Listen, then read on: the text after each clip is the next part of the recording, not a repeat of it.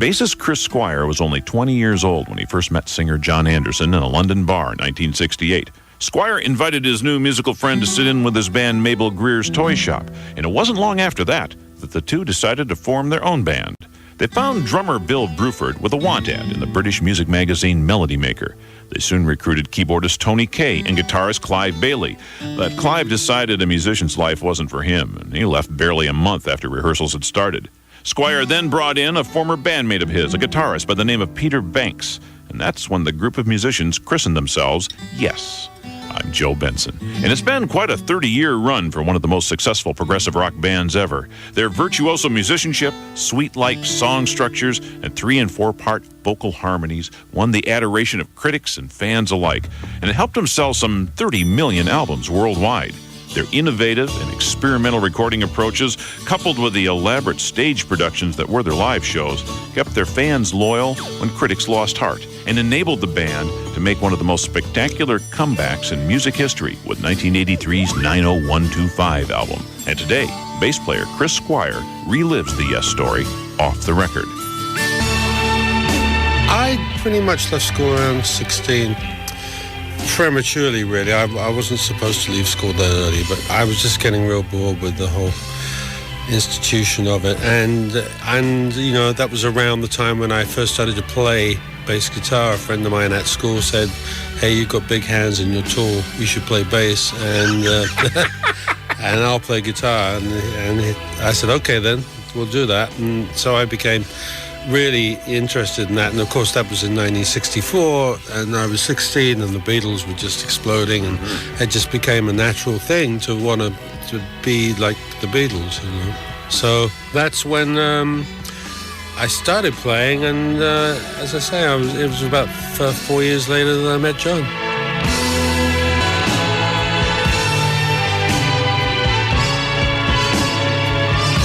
Now, by that point in time, I don't know what your level of accomplishment was on technique, but certainly you were familiar with John Entwistle, who's been known to play a few notes. Yeah. Actually, inspiration? Or? No, absolutely. The Who were my band.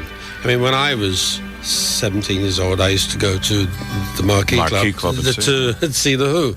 I used to go and stand in front of Pete, watch Pete, and listen to John. You know, so I kind of tried to formulate a little hybrid version of both of them for myself, you know, my own style. And that's kind of how, so yeah, I borrowed a lot from those guys. So you met John 68, sat down, talked to him. How long before you actually started playing together? Not that long. I knew Tony Kaye, I guess, from just around. He was at like a, you know, on the buddy circuit. And I've been playing in this band, which was a 3-piece band called Mabel Greer's Toy Shop, which was very much rooted in psychedelia. And with a name like Mabel Greer's Toy Shop, it was rooted, you're saying, okay. Yeah. And John actually came and did a show with us under that name. Fairly disorganized in the way those things were, and John was scatting and singing and stuff, and so it was an interesting way to start. But then after we did that, we decided we liked playing together, and John came around to my little apartment I had in Kensington, and we started writing, you know, our first songs together, and that seemed to work out pretty well and seemed to go pretty efficiently. And we thought, well, okay, but obviously we should carry on with this idea of working together. And there was a guitarist in Mabel Greer's Toy Shop called Clive Bailey, who was, in fact, he was in Yes at the beginning, but only for the first rehearsals. And then Peter Banks came in and started playing Clive's parts. And so by the time we got round to making an album, it was Peter Banks playing guitar, Tony Kaye playing Hammond, and Bill Bruford that we found in the Drummers Wanted ads in the Melody Maker English rock thing. Oh my God. Yeah, or drummer requires gig or something. So we auditioned a few drummers and we settled on Bill. I can feel no. Yes landed a coveted residency at London's infamous Marquee Club in August of 1968, just a couple of days after their official live debut. And thanks to their amazing performances, they found themselves opening for Cream's farewell tour in London that November. It was that critically acclaimed performance that secured the band their first record deal. Though Yes's self-titled debut album made a small ripple in the British music charts, it failed to make any kind of commercial impact in America. Undaunted, Yes returned to the recording studio, this time with a new producer, Tony Colton, and a young engineer named Eddie Offord, who would eventually become a virtual sixth member of Yes. They released their second album, Time and a Word, in 1970, and though that too failed to make any kind of commercial impact, it did do one thing. Chris Squire explains the importance of Time and a Word and how a trip to the country inspired the band's most successful effort to date, the Yes album. I'm Joe Benson. Off the Record. We'll be right back. Hi, this is Chris Squire from Yes, and you're listening to Off the Record with Joe Benson. I have to ask this because I have no idea, production credits shared with Tony Colton. Who was Tony Colton? Tony Colton was really very responsible for making me famous. He was the producer that we used on the second album. He had his own band called Heads, Hands and Feet. He was a stoner. He used to like to, his hash, and I'm sure he won't mind me telling people. And it was all part of a musical Zen thing he had. And so it was like the second album, and it also was becoming very popular. Not only that we were using this orchestra, but Tony, of course, was mixing it. And we were using this desk at our Vision Studios. It wasn't really set up for a headphone outputs to be really balanced sonically. And to make that clearer, in actual fact, the headphone jack was the tinniest sounding the headphones you've ever heard in your life. But he decided that, it was very cool and hip, and the Beatles did it, and to mix the album on the headphones. So, of course, there he was sitting there next to Eddie Offord, who was the engineer.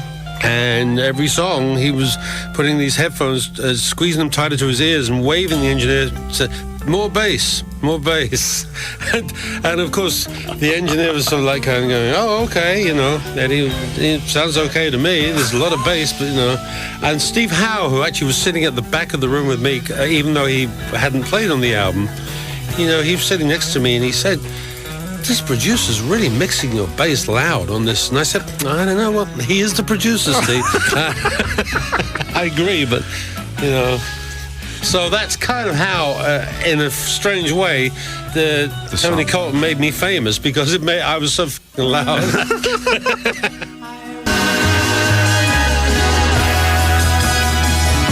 You guys went through a transition, spring of 70, I'm going to say. With the business situation being what it was, if legend is true, you moved into a house in the country, cottage in the country.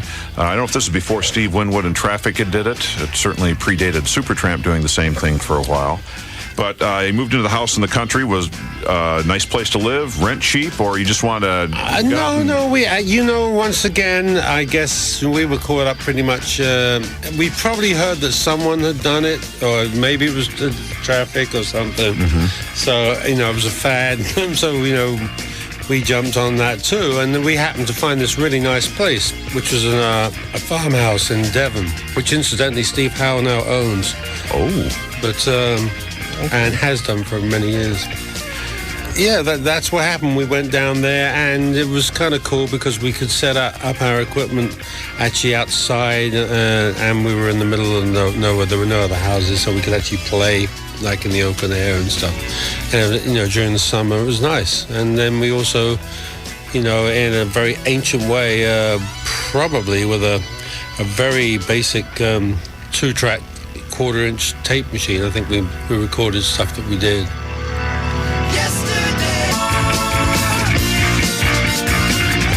Did you realize that in that house in the country, what a unique sound you were coming up with, how things were gelling, how good the music was you were putting together?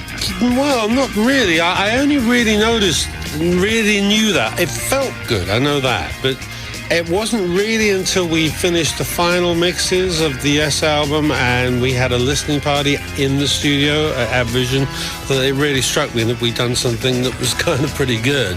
You know, to be turned on by your own music is, that's a trip. It's a great thing when it happens. So, you know, I remember that listening party thinking, God, we made a great album. You going into the studio to record the Yes album. You know you have some songs that feel good. You don't know how good they are. Time and a Word is released in August of 70. You start recording the Yes album right after that. Soon you're on the road touring. Yeah. You come over to America. You opened, it'd be the summer of 71. You were opening for Tull. You were opening for bands at that point. Tull was what we came over specifically to open for Tull, yeah. I think we went with Frank Barcelona at Premier Talent. You know, he decided to take us on, and his wife June worked at Atlantic in those days, so there was this kind of a family thing about being with Premier Talent, and Tull was with them as well, so yeah, we went out on the road with them. In retrospect, Tull was a very big band. They were just really coming into it, and this would be a perfect audience for you. Yeah, it blew us away. I mean, it was like, you know, playing these ice hockey arenas. It was like we'd never seen so many people in one place. You know, it was like, was there a competition between the bands, or was it all very... Well, I don't know that as the tour went on, Tull, Ian Anson was getting a little bit cheesed off, I think, some of the time, because we also had the fortunate thing that we had to play were 4 songs. We just only played 4 songs a night. Oh. That's the way it ran in those days. I mean, I don't remember exactly which 4 songs they were. I think one of them may even have been a bass solo or something, but I don't know. We used to come on and do our 4 songs, and people used to love it, and then and then Tull would come on and do his set. But especially on the East Coast, there were a lot of early Yes fans in Philadelphia, Cleveland, New York area, you know. Well, after that successful run with Jethro Tull, Yes embarked on a few dates with Black Sabbath, of all people, before returning to the studio in September of 1971 to start work on what became the Fragile album. But it wasn't long into those rehearsal sessions before Yes suffered another radical lineup change. Original keyboardist Tony Kaye left the band. He was quickly replaced by a classically trained session man, keyboardist Rick Wakeman. This is your Uncle Joe Benson, and when Off the Record returns, Chris Squire introduces us to Rick Wakeman and reveals the secret behind the sound of Roundabout. Hi, this is Chris Squire, and you're listening to Yes, Off the Record with your Uncle Joe Benson. Rick was a session man, worked with Bowie, Straubs, among others. Yeah. You can't speak for him, but it must have been intimidating for somebody to join a band that was obviously operating at a musical level, a level of musicality higher than your average Foghat. No, he slipped in pretty well. I mean, it was good. It was a good meeting at that time. And Fragile, strange enough, I mean, you know, there's really only 4 songs on it, you know, 4 good songs, and the rest of it is, you know, I think we had another tour that we would, our second US tour coming up, and so we didn't have that much time to make the album, and that's why we decided at one point, well, let's all just do a couple of 2-minute solo pieces and put them in between the other songs, and that's really how Fragile evolved. When you were recording, certainly by the time Roundabout was done, everybody had to know that this is some magnificent piece of music, or was it just another song that you... I don't know. When we were rehearsing it, it felt good. I don't think it was until I realized, and this was on the back of, I guess, you know, the progression that had come through from Time and the Word through the Yes album, where the bass was also pretty loud, but then Eddie really went to town with Roundabout on the bass line and it was also a certain kind of you know, he had those old Uri limiters and he cranked them right up and squeezed the bass sound to such an extent. But it also worked because Bill Bruford has such a jazz approach to his drums, and his drums sounded different from rock drummers, basically. So the combination of the bass, which is more like the drums than the drums are, and the drums are more like the bass. It's weird. So we had that kind of difference about us that was different from most other bands. I'll be the roundabout, 24 before my love, I'll be there. The Yes album, you and John co-wrote almost everything on the Yes album. Was it because you were rushed for Fragile to get it back on the road? We were pretty rushed, yeah. Mm-hmm. Well, it's weird, some of the writing thing. I mean, it's like, it's like, I know I'm not credited for anything on Roundabout, but in reality, I should have been. So it's like you get a small part of that. Yeah, it's something to do with it being successful, I think, in the writing area. But anyway, but we were all still discovering how these things all worked in that time, how the business, how publishing worked, who got credit and stuff. It was like we were battling with those things all the time, like any young band does. Like, well, who has the rights because they write the top line or the chords, or it's pretty nuts. In fact, it takes about this long to be in the music business to understand the publishing side of it. Yeah. It's very complex. So everything, can we say that most everything was a collaboration? Yeah, and really with Yes, everything pretty much was a collaboration. John's a good ideas man to come up. He comes up with good initial ideas. You officially put Yes on hiatus 79? Yeah, we had a couple more tours after 81, March of 81. After Patrick had been there for the Relay phase of the band, Rick rejoined, and we did some really big tours towards the end of the 70s, and that's when we first started doing our tours in the round, and that was a very exciting thing, especially sound-wise, because it meant that we were more in the middle of everything, and the sound didn't have to be thrown as far, and it was people really loved the sound from those shows. So, and then by the time we, got to 79, I guess we were then definitely ready to have a break. It didn't quite work out like that, though, because we were halfway through putting material together for what turned out to be the Drama album, and at that point, John and Rick both decided to go and pursue some solo ventures, which left Steve, myself, and Alan White kind of wondering what we should do with this album that we were halfway through. So we just fortunately bumped into Trevor Horn and Jeff Downes, who'd had a huge commercial success, a Video Killed the Radio Star, and they walked into our management's office and they wanted to use our management services, and so we got to know them that way. And then before you knew it, they were kind of giving us ideas, and we were working together on the Drama album. And so that's kind of how we rounded off the 70s, really, with that. Very successful album, I think, musically. Bit strange, though, because we went on tour, and we'd already had 4 shows at like Madison Square Garden sold out for, about 9 months ahead. Not everyone knew that when we went on stage, it wasn't John and Rick, so it was a little bit of a strange period for some people, but a lot of people applauded the difference. Despite the success of the 1980 Drama album and tour, creative differences once again arose, and Yes formally went on hiatus in March of 1981. Guitarist Steve Howe left to form the band Asia, and Chris Squire assembled the Greatest Hits collection, Classic Yes. Squire then went on to work with drummer Alan White and guitarist Trevor Rabin on the Cinema Project, which actually led to the 1983 Yes comeback album, 90125. I'm Joe Benson, and coming up off the record, we'll hear details about new Yes music and their amazing Yes Symphonic Summer Tour. Keep it here. This is Joe Benson, back with Yes Off the Record. Original members John Anderson, bassist Chris Squire, guitarist Steve Howe, and drummer Alan White have just launched the Yes Symphonic Tour. They're joined on the road by keyboardist Tom Brislin. Emmy Award-winning television and movie composer Larry Groupé has been tapped to conduct the various orchestras that'll be accompanying the band on this outing. The Yes Symphonic Tour marks the first time that Chris Squire and his bandmates have toured with an orchestra since their 1970 concert at the Queen Elizabeth Hall in England. We've always loved performing, and that's kind of something that we've come to an unspoken agreement about, I guess, and we really do love it when we do a great show together, and you can sense that. And from a personal point of view, yeah, I love playing live, and but it can only go so far, and then my attention then will get drawn back to wanting to do something new again.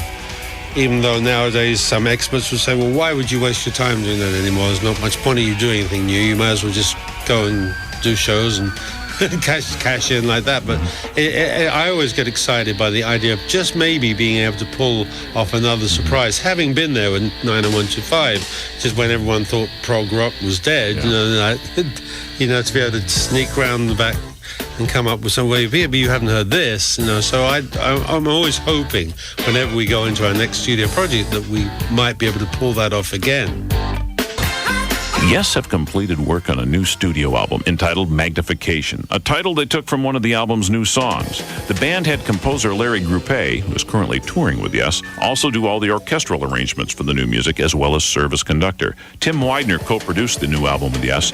They had originally intended to do an EP of both new and live songs, but scrapped that project in favor of a new studio album. And now, Magnification is slated for release later this summer. I've seen all good people.